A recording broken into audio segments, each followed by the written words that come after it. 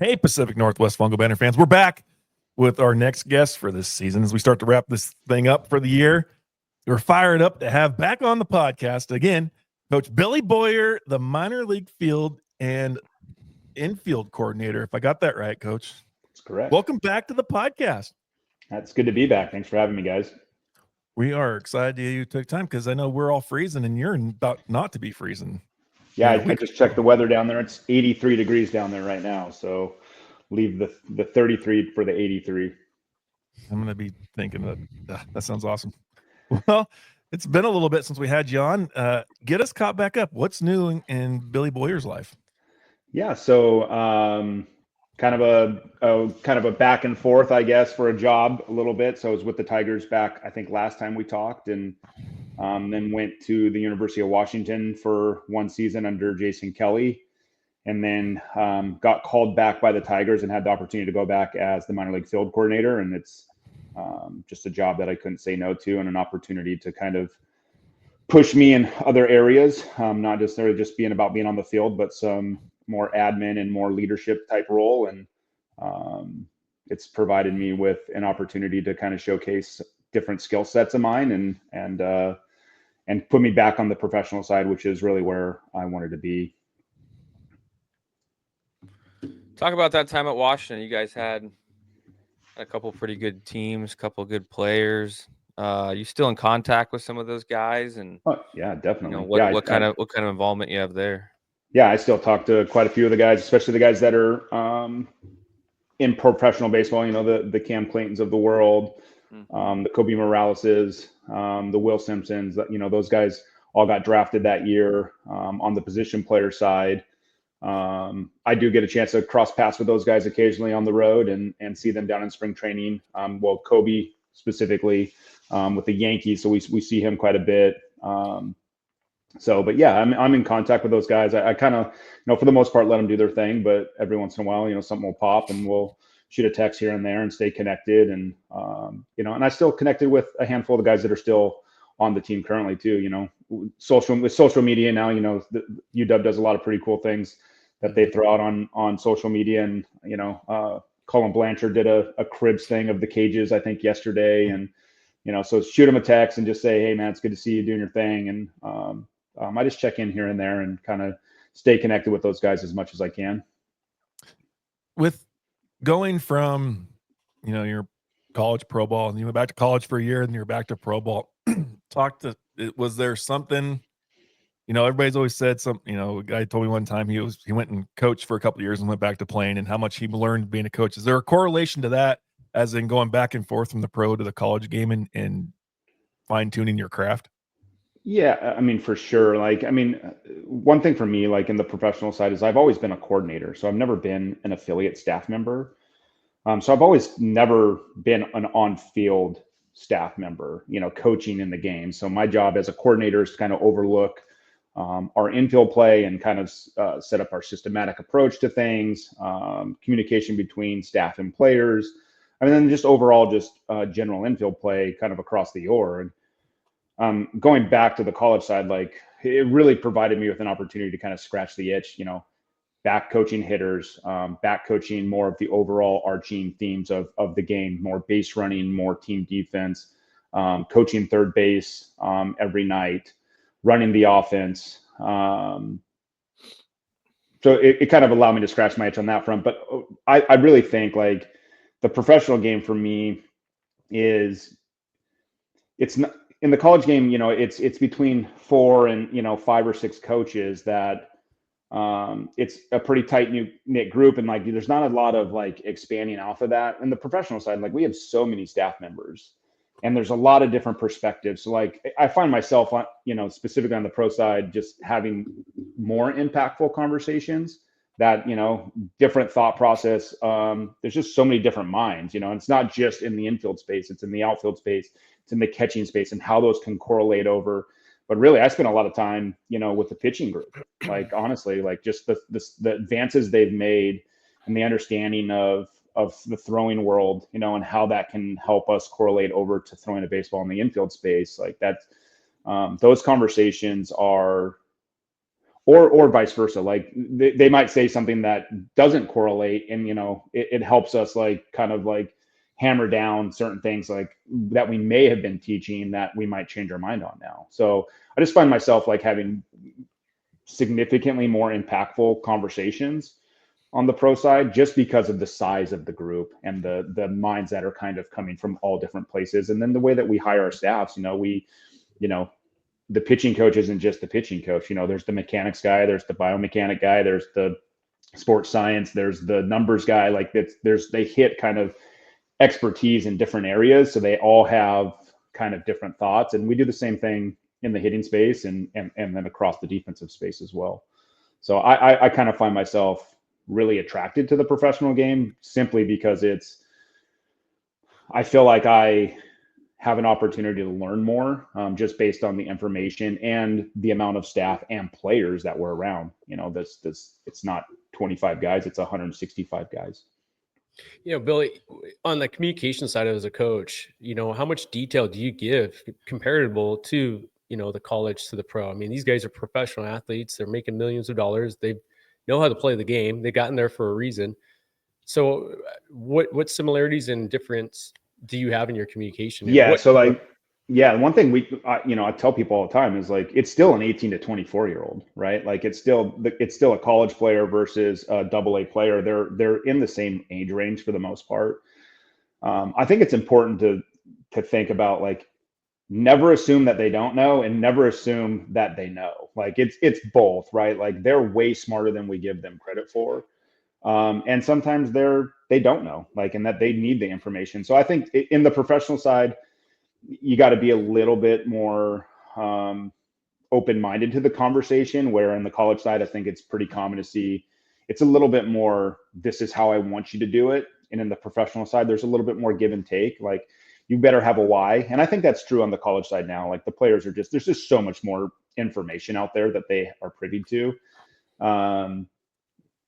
But definitely on the professional side, like, if you got a guy that's been in professional baseball for 5 or 6 years, he's in AAA or has big league time, like you have to be able to have some feel with that conversation and like provide them with information, but also be able to take their information and kind of work together and collaborate a plan together. It's not just, hey, I need you to do X, Y, or Z. You have to be really open to their thoughts, because, a lot of times is like, I mean, they're pretty aware of what they're trying to do and what they want to do. And then, that balanced with our approach of how the information that we want to get them, we try to just collaborate with them as closely as we can.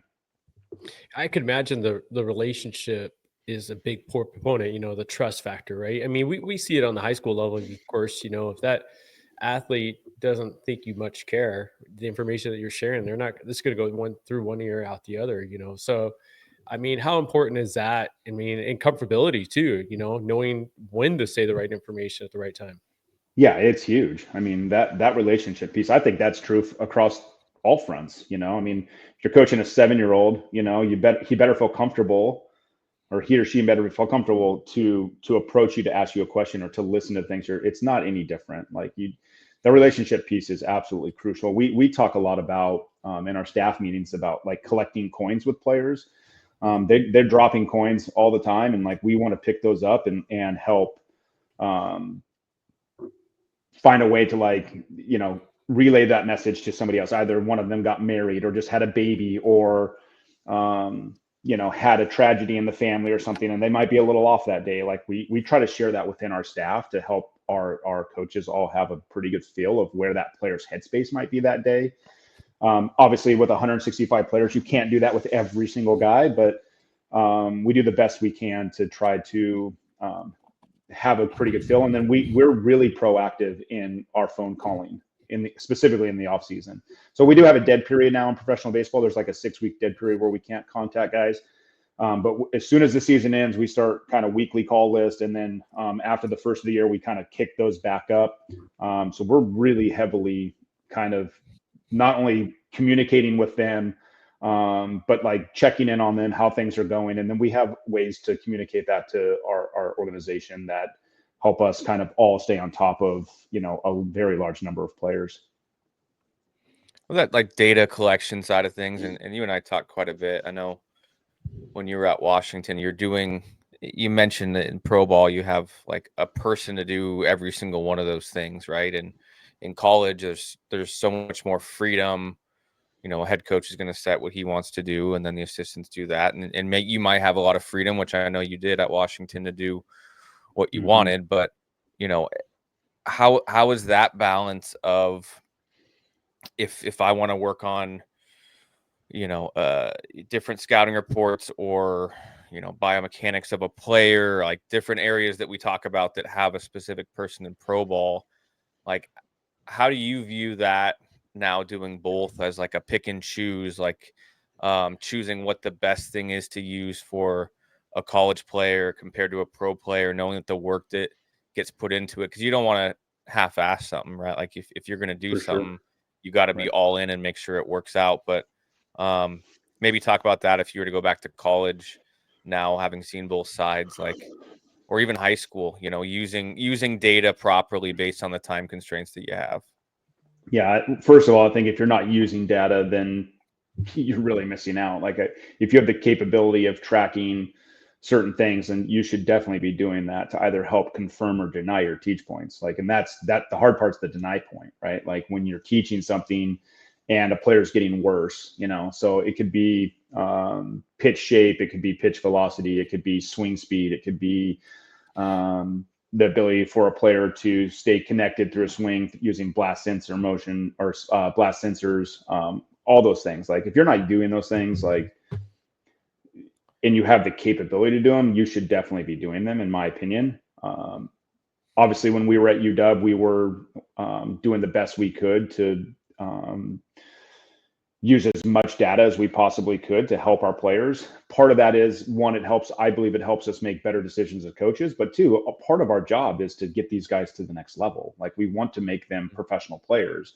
And if we can get them to a place where they're not only comfortable with the information that they're going to see at the professional level in the amount of information, but also the way that it's typically presented to players, which every organization is a little bit different. And it's ever evolving, but I kind of took the approach that I want to overload them with as much data information as possible, specifically on the hitting front for me. And we did it on the pitching front as well. But on the hitting front, we were using TrackMan, we were using Blast, we were using a number of different pieces of technology that helped us understand not only batted ball profiles, but swing characteristics that we could make adjustments. The hard part in the college space and when you get all this is you got to be careful what you ask for, right? Because more information typically means more problems. And that means more problems that you have to solve in a very limited amount of time. And with the coaching constraints too, where there's only, 4 or 5 guys on staff, or in some scenarios, only 3 guys on staff, you find yourself in this 1 on 24 or 1 on 20 to 24 hitters ratio. And it's really challenging to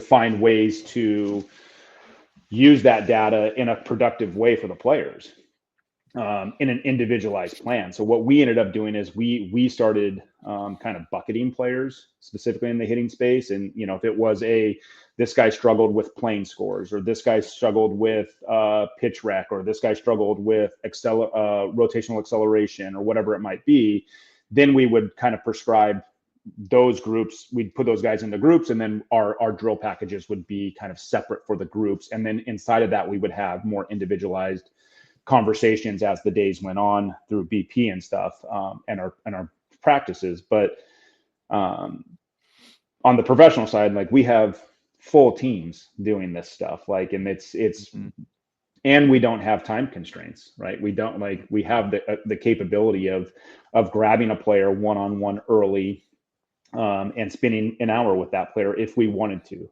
We don't do that a ton in season, but it does happen. And you just think about the length of the season and then how many games there are, right? So we have just way more opportunities to provide our guys with information and opportunities to not only see the information, but to how to use it to find the path forward for the best route to success.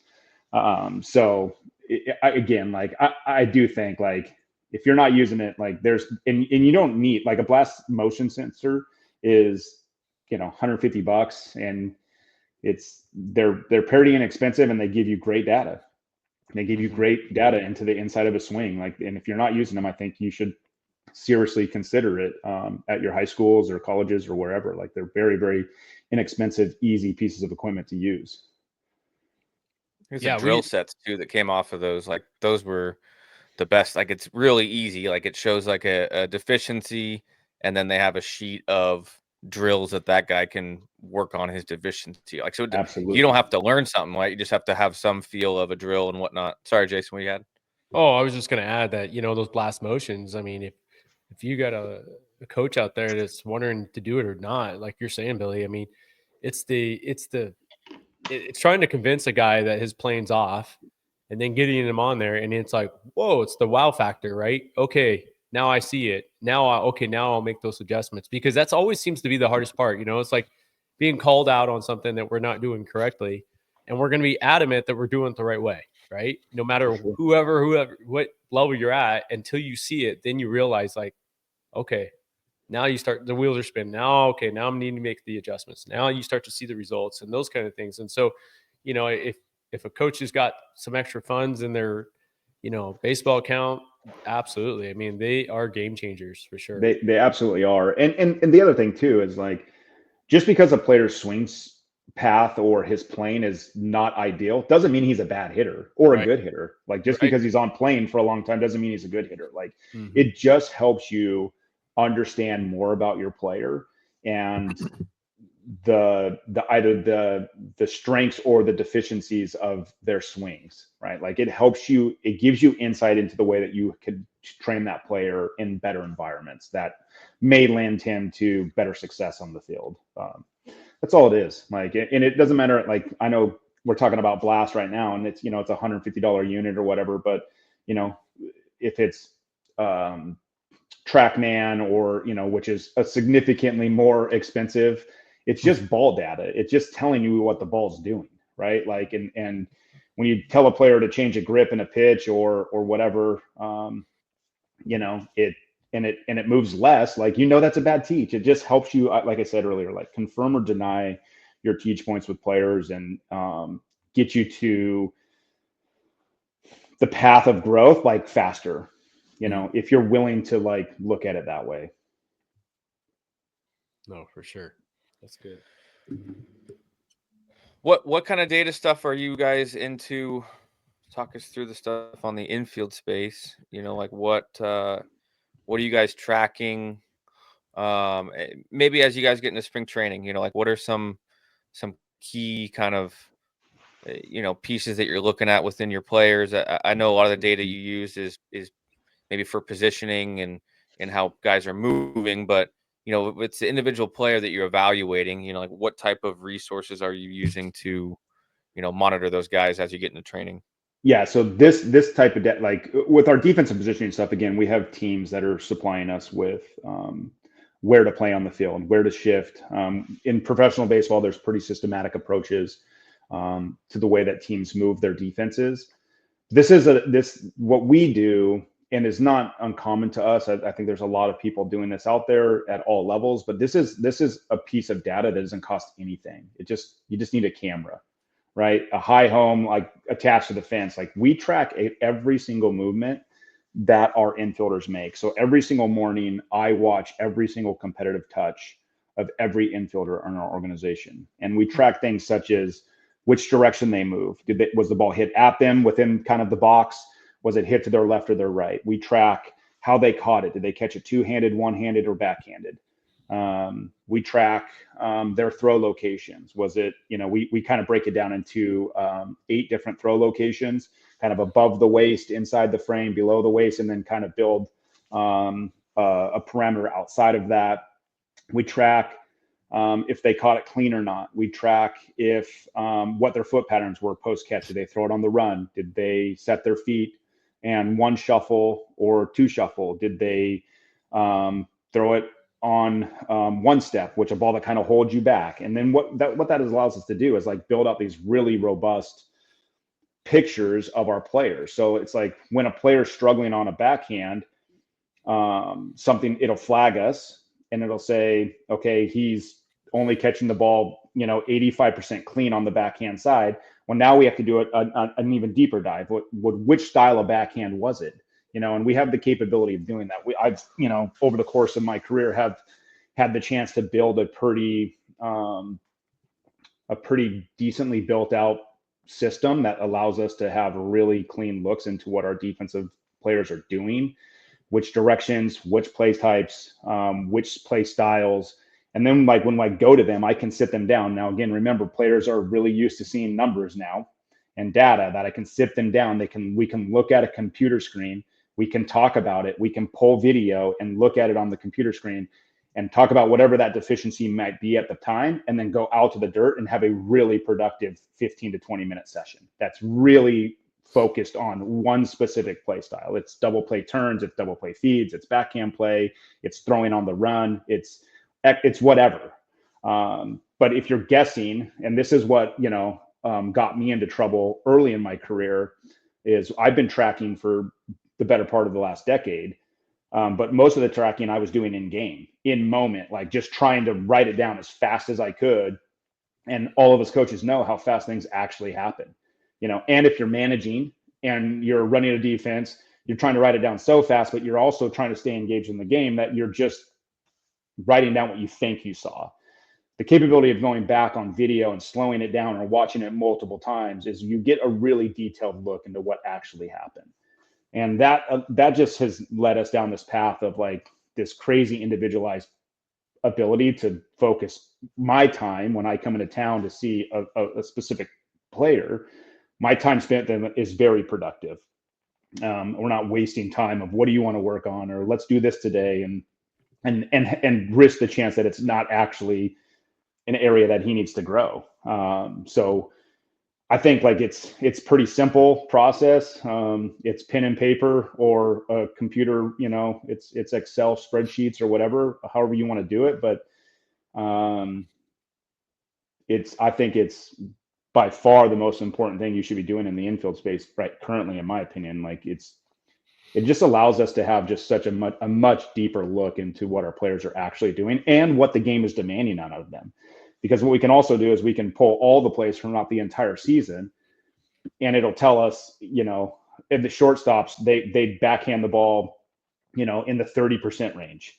And now we know that we need to practice, backhands at least 30% of the time. But what we do is we just hit ground balls right at our shortstops and, have them catch, because that's the one that really matters, is that kind of that 80%er and above. But, we have to have other play styles off of that. So it allows you to create more versatile practice plans because you have an idea of what the game actually demands your players and what they need to do.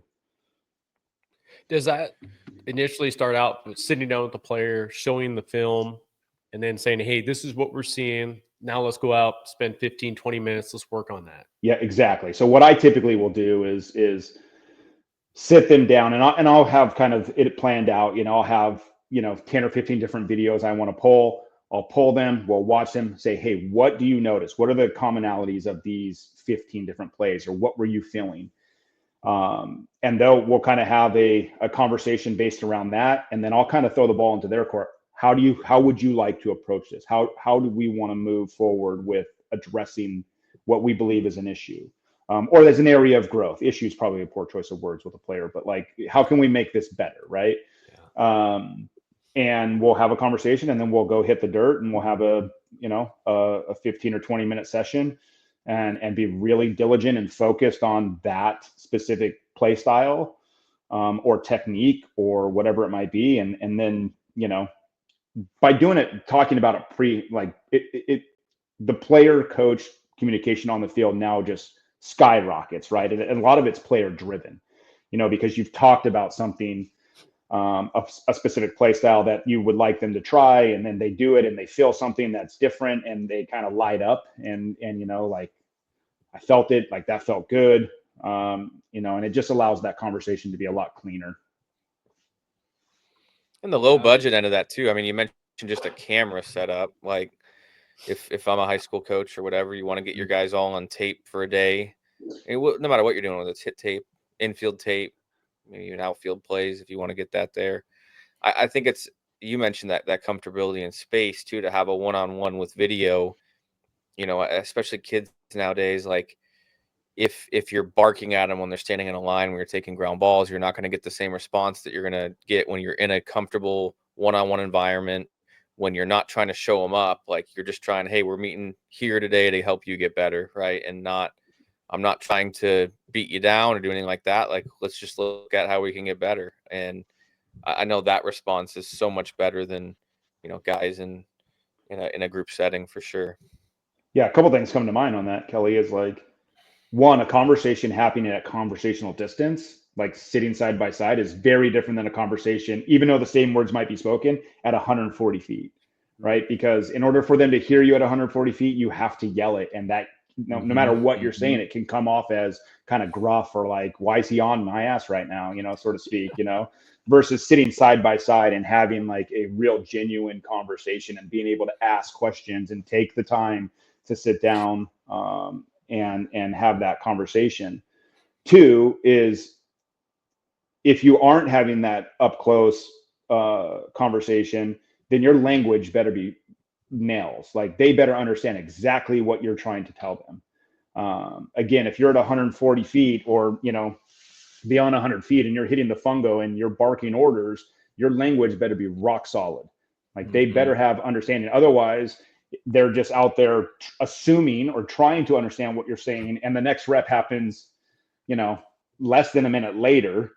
And, you know, if it doesn't go well again, well, what happens? Coach now barks again, another order. And it kind of, he's like, I don't know, you know, why is he on my ass about, I don't know what he's trying to tell me. You know, I don't know what's going on. So you better have really strong language. And what those up close kind of pre-conversations prior to our work do help us is help us create language. And we've done a pretty good job across our organization of creating fundamental language per each department. But that takes time, because everybody teaches things different. And like, you know, we want to make sure that we want our coaches to have their own voices and to say things. We want to have unity in our teach, but it can be said different ways. But there has to be certain things that are being conveyed and also received from the players in a very similar message. So when you say something, they know exactly what you're talking about.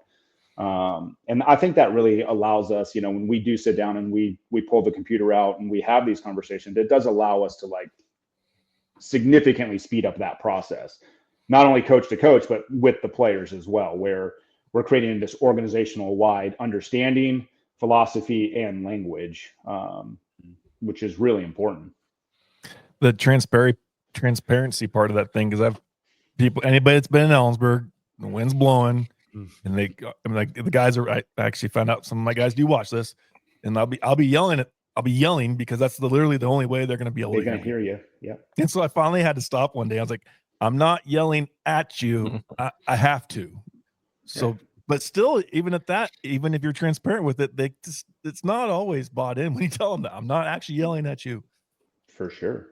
Yeah. It's like you said, like it doesn't matter if you're telling them you love them. If you're yelling at 140 feet, like, yeah, it's just a little gruff, you know, it's just a little rough around the edges for sure. So I think it's proactive too, like in the coaching end, right? Like, and we've all played for coaches that were reactive, like that knock you down for doing something wrong when you didn't teach the way that you wanted it to be taught, right? I think we're all maybe guilty of that at some point in time.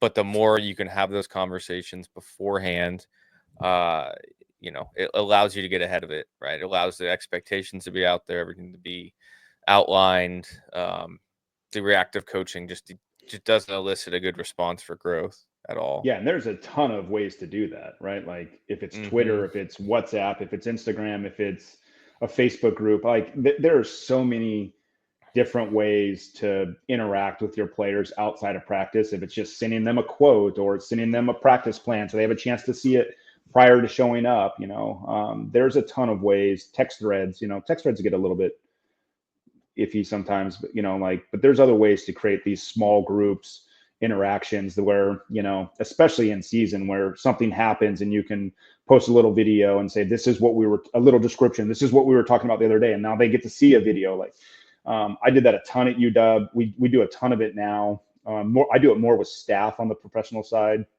But at UW, like we had an internal system, and every night I would send, a tweet that I saw, and then it became kind of player driven, where they started to post their own things in this little thread that we had. And I just think it really accelerated our ability to have impactful conversations and like understanding of what the things that we were talking about. And also just like the practice plan a couple hours before practice starts is an important piece. Like I want to be prepared for what my day looks like.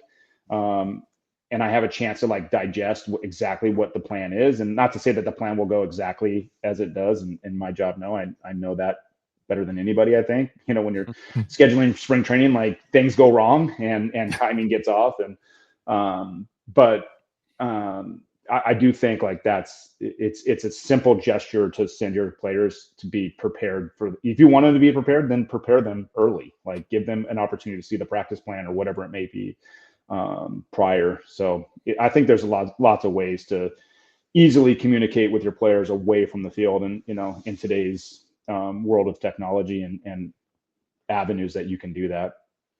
Yeah, I also think too, real quick, is just you're talking, Billy, you're talking about being direct to your players, not being length of verbiage, especially when mom and dad are always screaming from the grandstands and yelling out. But like what we try to implement is like different coding, colors, we're running number, or numbers or whatever it is that everybody expects to know what you're doing on a hard ball or mid side or whatever, one hot, all those scenarios. So it's more a direct understanding, like, okay, that's the way I need to play that, right? Okay, got it. Moving on, and then once they get into the dugout, then we go in more in length of, okay, what were you thinking? How did you feel when you came approaching that ball? What did what was the top spin on that? All those variables you can get into, but even down to that, hey, how was your day? It's kind of situation, especially with high school kids, because they're so up and down all the time anyways. They're emotional roller coasters. But I think, being direct, it's just no different than what we see in basketball, right?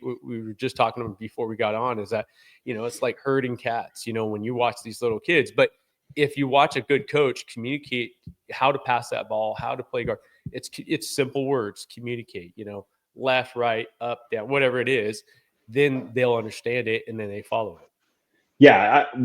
Simplicity is absolutely crucial. Like, I mean, especially in a game of like, once that ball's in play, like it's pretty orchestrated, but it's pure chaos sometimes too, like things go awry at times. And it's, especially and we went through this kind of in the professional ranks, is when the shifting schemes came up, right? Like all of a sudden, like cut relays are so different, like, and now it's kind of chaos. You have to, instead of, aligning a shortstop behind a second baseman on a ball in the gap, like sometimes it's hard for that shortstop to get there. And like, maybe it's just a singular one-man cut now, or it just kind of depends. So like the ability to make your queuing simple is I think absolutely crucial at all levels. Like, as specifically as information gets more and more involved in the player's preparation and training, like just looking at a screen full of numbers is helpful. But like, if you can't take that data and simplify it into like really basic teach points for any player, and I don't care if it's, a major leaguer or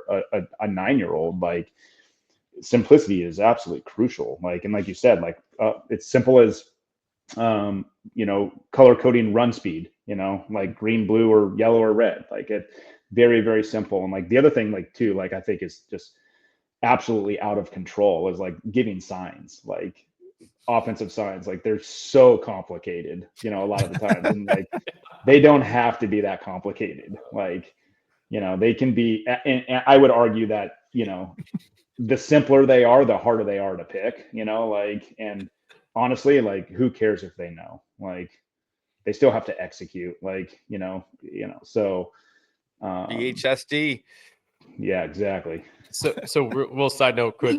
So we had a college coach when I was at Corbin, Paul Gale, and Paul hated doing hand signal or just in signals in general, for signs. So one day he was our third base coach was out sick, and so he had a coach in the third base box, and he says, "Okay, guys," and I think we were playing Eastern Oregon, whoever it was, Concordia, I can't remember exactly, but he says, "Hey, okay, I'm going to go to the clap system. Okay, so one is bunt, 2 is steal, and 3 is hit and run. So if I call your name and go clap, clap, we're going with the steal. And then literally that's what he did all game. It was usually a clap scenario. And it was just the most, hey, it was basic, but it worked. He just didn't really want to do all these hand touches and numbers. And we did a number system that, of course, as y'all know, you probably dealt with it, but you tally out and then you have to recount it, and this is 3 and 2, and then of course 1, and you run it through. But yeah, no, Gail hated running the whole number system, man. Simple claps. That's all he wanted.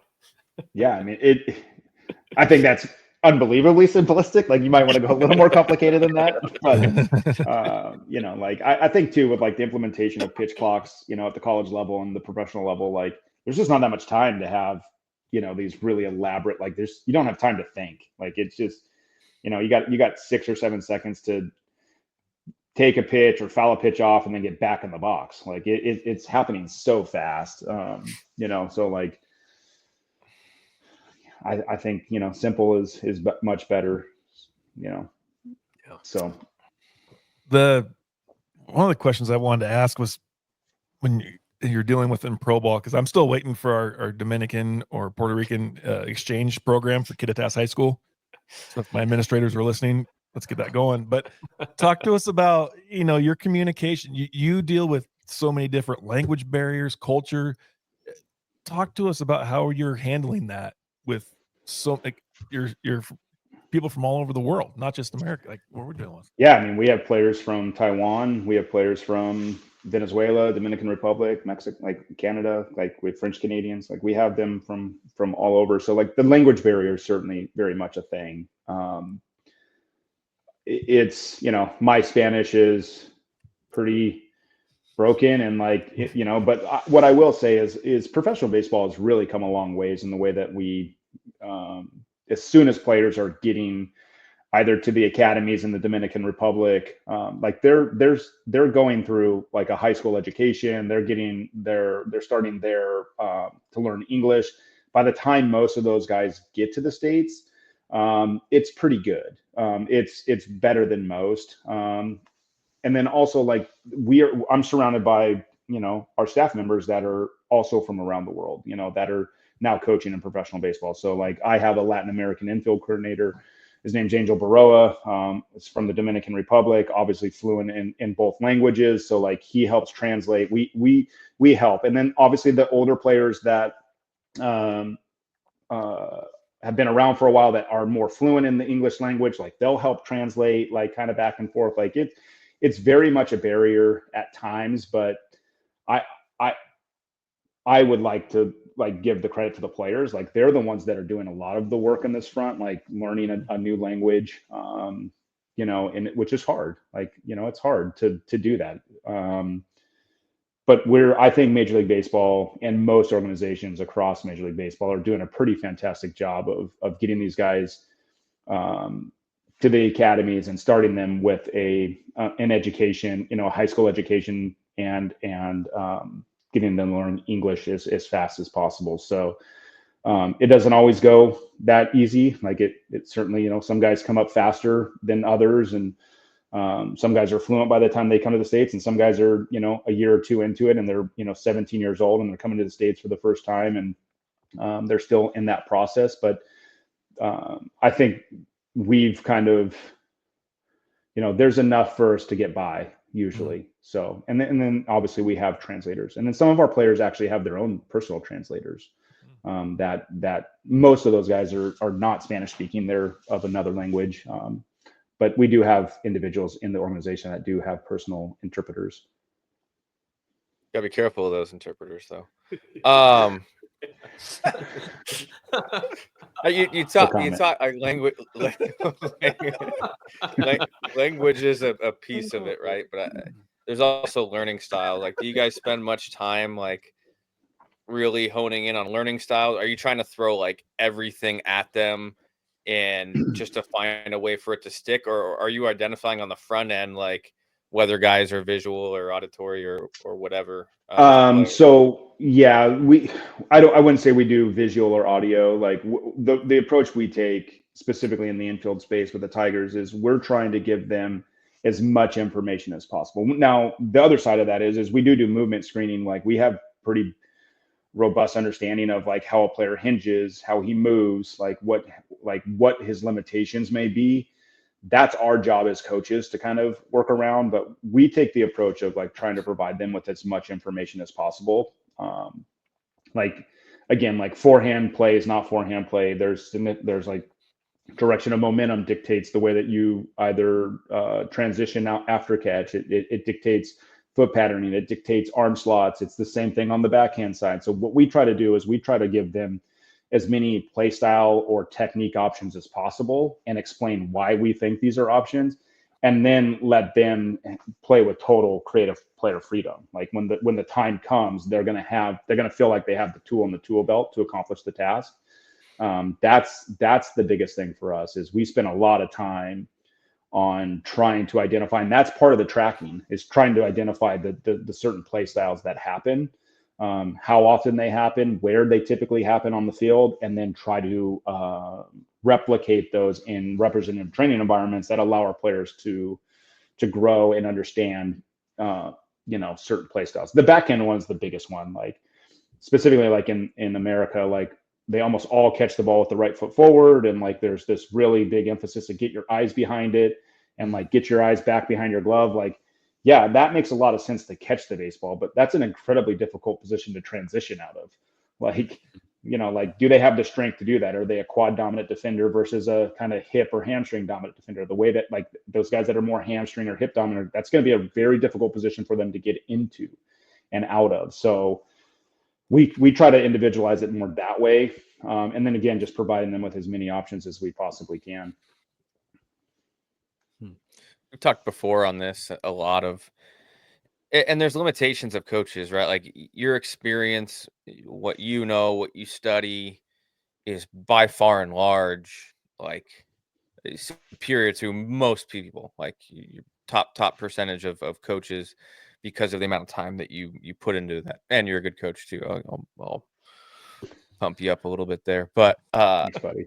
a lot of people, especially in the high school space, like, I mean, you talked about being thrust into second rate basketball, but there's people that get thrust into, coaching that have no experience in that, and you're probably dealing with a player that knows a lot more than you, right? So I guess the point I'm getting at is that, like, I think that growth happens whether for you to go from knowing half of what you did a long time ago to what you know now. Like, it takes time and work and effort, right? If you want to be great at anything, like, you really have to study at it and grow as a coach. But what would you suggest to, like, someone getting into something that, maybe it's a coach that coached outfield forever and now you're an infield, like, what are some resources? Where do you start? What do you look at? Where can those guys grow as coaches to hone on their craft? Well, I think first of all, you have to watch the game. Like, you can't, like, that's what players don't like. Players don't watch the game anymore. They just play it all the time and they don't watch it. I think that, like, first of all, like, you have to watch the game and you have to see it through kind of a coach's lens. Those of us that are in it and are really paying attention, like, like, I have, like, when I watch a game, like, I am very focused on the defensive play and the base running. And then the pitching guys, obviously they're on the camera the most, but like, they see it through a completely different lens. So I think, like, that to start is the most fundamental thing, is you have to watch the game. Like, you have to have it on all the time. But like, I've kind of taken the approach, like, one, Twitter is it's a double-edged sword, right? It's really fantastic and really awful all at the same time.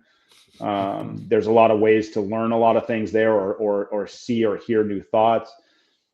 The arguing, over what's right or wrong is annoying and disruptive to the coaching community for sure.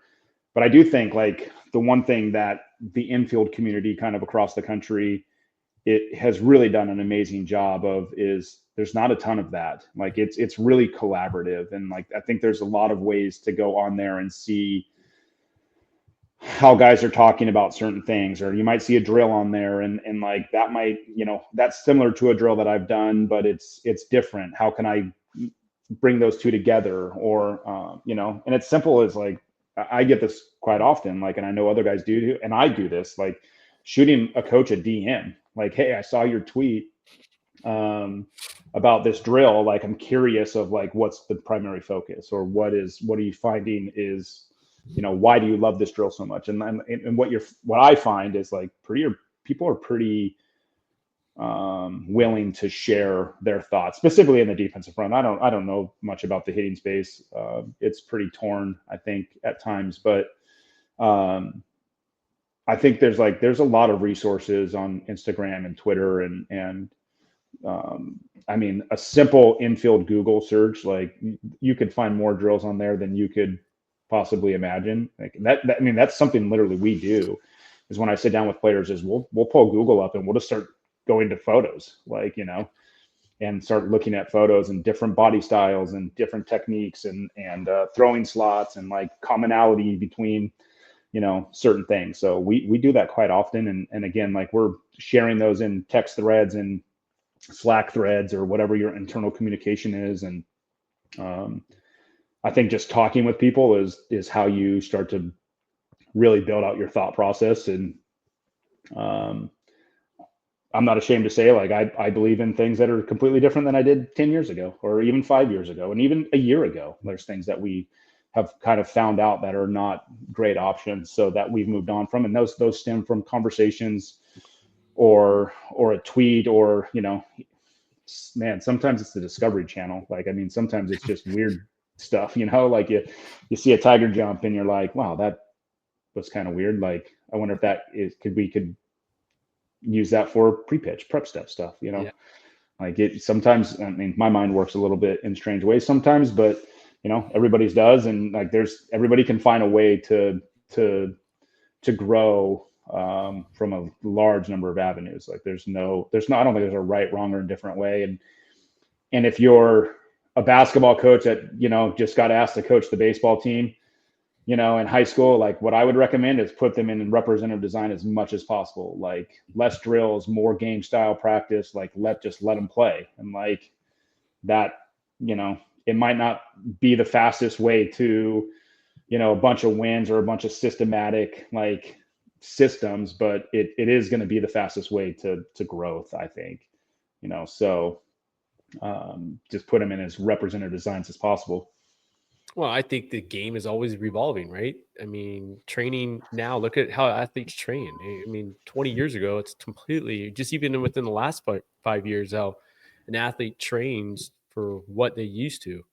And I think another good avenue is that ABCA, all the videos they put out, you become a member of that. You can get all these on-demand videos, which Eric and I were just talking about a few days ago, how cool that is, just to be able to push of a button. And I can watch some collegiate coach or professional coach back east give a simple infield drill that he does for his athletes that you can implement into your practice to just one step better your team, over what you're doing now. And so I think just being able to be elusive, and be creative, like you're saying, Billy, think outside the box. That I think we have so many coaches are so structured and they follow the guidelines of the rules. This is how it's supposed to be played. This is how, well, think a little bit different. Watch the Discovery Channel or Animal Planet, and watch, maybe there's something there that you could be that next inventive guy that, it's like the situation with the Yankees and their steal, patterns, and how to get that extra bounce step on grabbing a bag,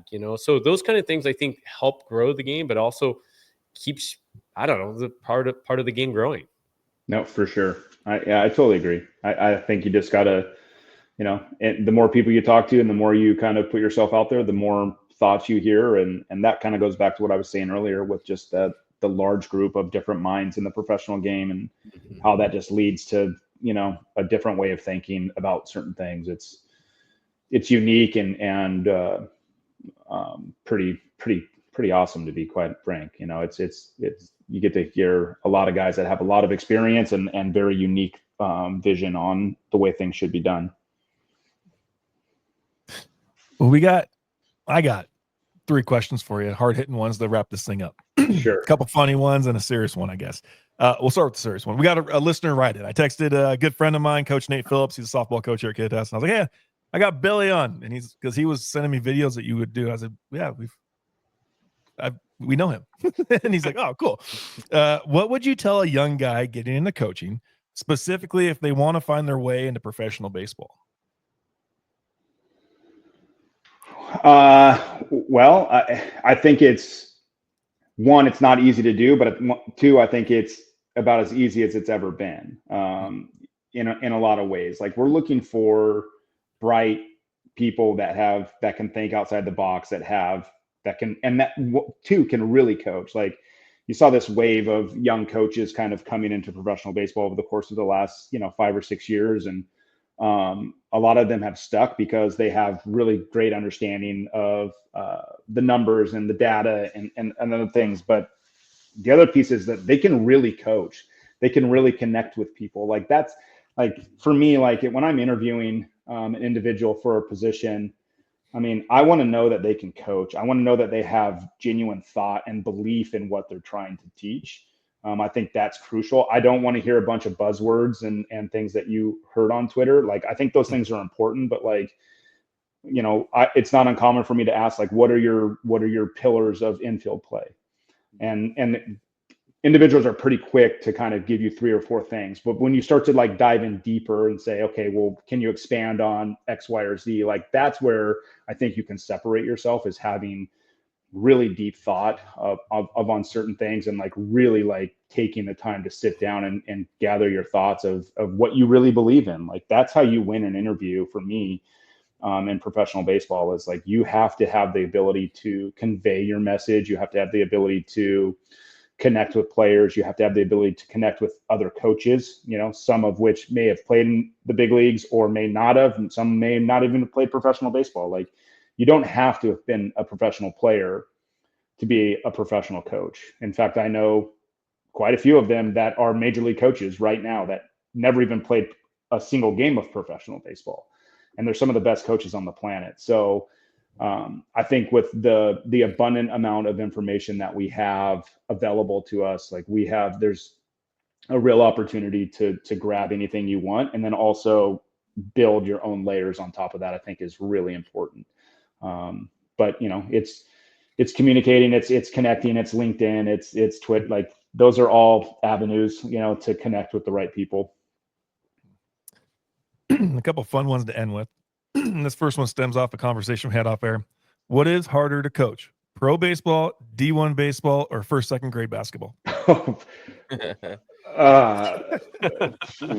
First and second grade basketball is by far the hardest to teach.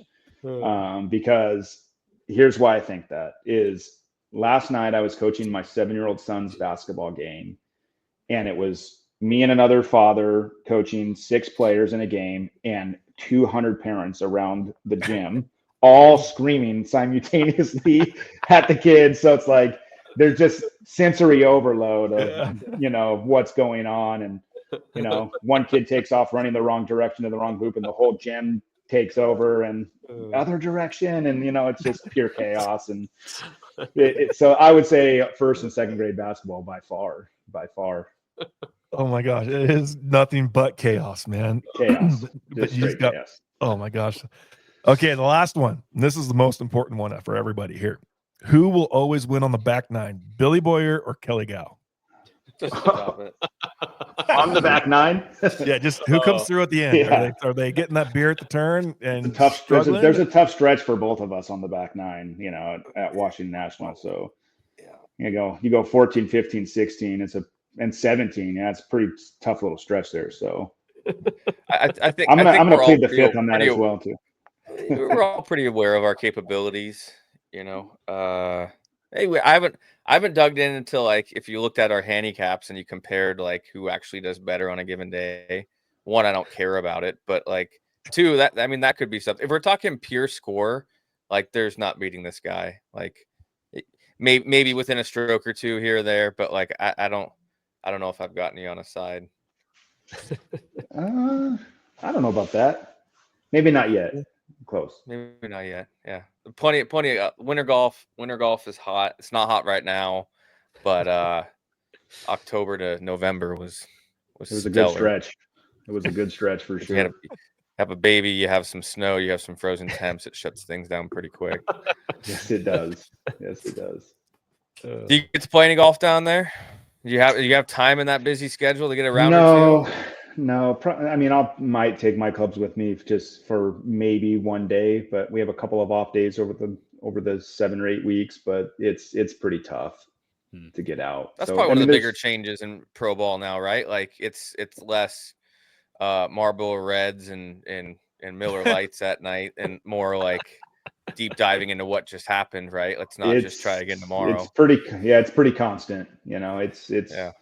not a lot of guys leaving the clubhouse at noon, and hitting the course for 9 holes. I mean, that does happen, but it's again, like the more information you have, the more curiosity it brings, and the more that you end up diving and going down these rabbit holes and trying to find ways to help your players not only get to the big leagues, but impact your major league team, or help them win a World Series, hopefully. If someone ends up at Tigers camp this spring, where are they going to find you? They're going to find me on field 2, hopefully running a defensive session out of the office and on the dirt, hopefully. So you still got that signature? How many signatures you get asked at a spring there? Well, most of them don't know who I am, so it's you still get you get the little 8-year-old that just sees you as you get big, tall, occasionally. bearded guy. Yeah. Yeah. He looks like a player. You still look like you could hang. Yeah. So here you go. When you're walking next to Javi Baez or Max Clark or one of those animals, like those guys they don't care about the coach. That if the number starts with an 8 or a 9, like it's usually not a very important signature. I'll throw this out there. If any of our listeners tweet at us a picture of a Billy Boyer signature from spring training, we will send you a sweatshirt, a hat, whatever we got. Good luck. That's all right. Good luck. Awesome. Well, Billy, thank you so much, man. Good luck this season, and I'm excited for you to go warm up while the rest of us freeze here. I appreciate you guys, and I think I can speak for everybody in the Northwest. Appreciate you, getting coaches on here and sharing some thought for everybody around this area. So I appreciate you guys. Thank you so much. Thank you for coming on, and we'll catch up with you soon. Of course. All right.